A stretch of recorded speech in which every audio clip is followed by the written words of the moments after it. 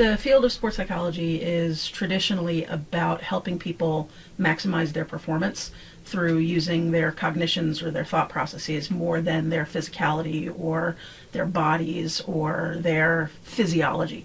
So sports psychology is really the practice and science of training yourself to think better so that you can perform better. My role in Rio at the 2016 Olympic Games was as a mental performance coach for the U.S. track and field team. My role with the 2016 Olympics was primarily with the sport of swimming.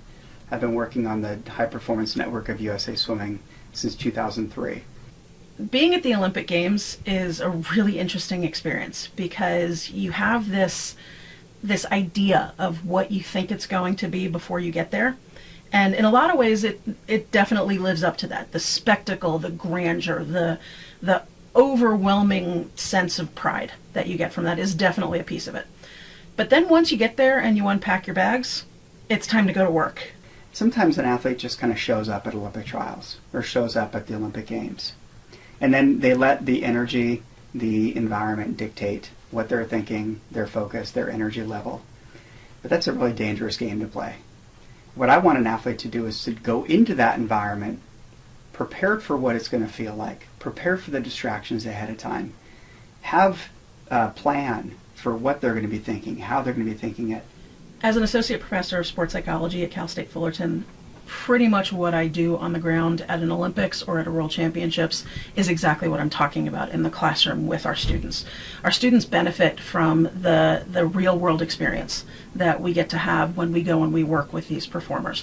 So the theories that we talk about in the classroom are exactly the things that we see impacting performance on the ground at a World Championships, at an Olympic Games.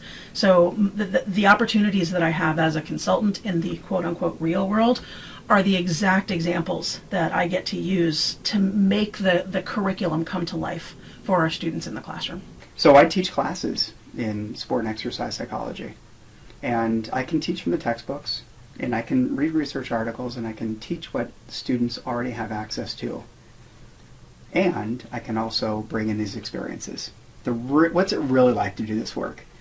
I can tell you very honestly that there probably is not another program in the country at the master's level for sure that has the faculty who are involved at these levels as we have at Fullerton.